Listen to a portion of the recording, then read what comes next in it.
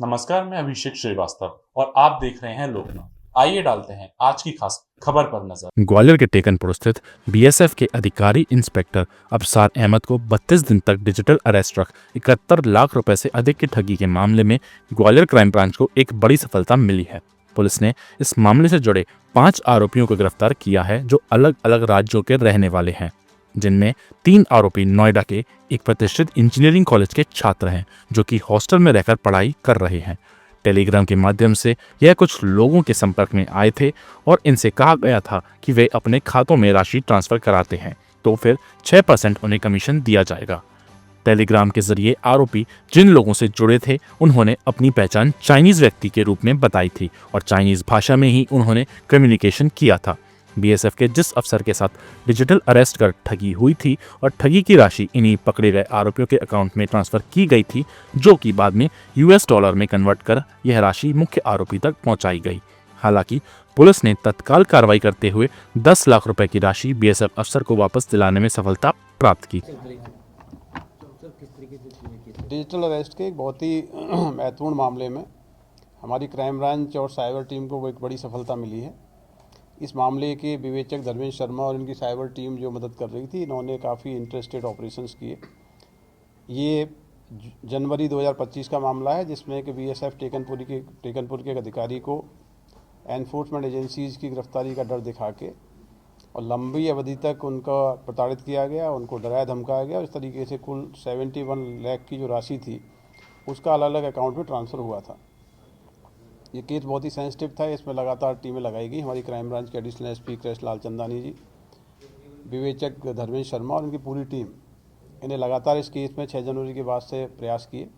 कुल 5 आरोपी इसमें अरेस्ट किए गए हैं। ये आरोपी अलग अलग राज्यों के रहने वाले हैं। इसमें झारखंड, बिहार, दिल्ली और कोटा राजस्थान के आरोपी 3 अभी गिरफ्तार हुए हैं। इस पूरे फ्रॉड केस में जो 71 लाख रुपए की राशि ट्रांसफ़र हुई थी उसमें से एक बड़ी राशि 10 लाख रुपए की राशि वापस पीड़ित को उसके अकाउंट में ट्रांसफ़र करा दी गई है। अभी 3 आरोपी जो गिरफ्तार हुए हैं, ये आरोपी बेसिकली इंजीनियरिंग के छात्र हैं, पढ़े लिखे स्टूडेंट हैं। ग्रेटर नोएडा की एक बहुत ही प्रतिष्ठित यूनिवर्सिटी में अपना स्टडी कर रहे हैं, वहाँ हॉस्टल्स में रहते हैं। और ये टेलीग्राम जो एप्लीकेशन है उसके ज़रिए कुछ लोगों के संपर्क में आए और इनको कहा गया है कि फ्रॉड की जो राशियाँ आती हैं उसमें अपने अकाउंट्स में यूज़ करने दीजिए और उसका आपको 6% का उसका कमीशन मिलेगा।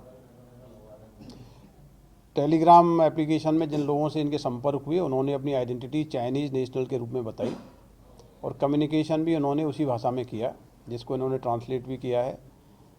इनके अकाउंट में जो हमारा विक्टिम था टेकनपुर एकेडमी का, उस अकाउंट उसकी जो फ्रॉडुलेंट की राशि थी वो राशि इनके अकाउंट में ट्रांसफ़र हुई। बाद में उस राशि को इन्होंने यूएस डॉलर में ट्रांसफ़र करके जो इनके जो दूसरे जो लिंकेजेस थे उनमें ट्रांसफ़र किया गया। इनके मोबाइल फ़ोन जब्त किए गए हैं। मोबाइल फ़ोन्स में काफ़ी ऐसा डेटा मिला है जिससे पुष्ट होता है कि हमारे विक्टिम का पैसा इनके अकाउंट के माध्यम से ट्रांसफ़र हुआ है। इन्होंने प्रारंभिक पूछताछ में अपने जो लिंकेजेस बताए हैं वो एक चाइनीज़ नेशनल था जिसके संपर्क में ये लोग आए थे, उसके बारे में बताया गया है।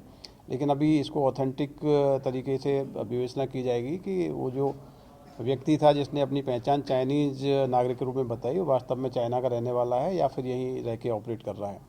तो ये बड़ा ब्रेक थ्रू है इस केस में। जो 5 गिरफ्तारियाँ हुई हैं इससे काफ़ी हमको लिंकेज और कनेक्शंस मिले हैं, किस प्रकार से इस प्रकार के जो फ्रॉड साइबर क्रिमिनल्स हैं किस प्रकार से ये टेलीग्राम एप्लीकेशन के माध्यम से अनेक ग्रुप संचालित कर रहे हैं और उन ग्रुपों में पढ़े लिखे स्टूडेंट्स को इनवाइट करते हैं कि आप फ्रॉड का पैसा अपने अकाउंट्स में आने दीजिए और कमीशन प्राप्त करिए।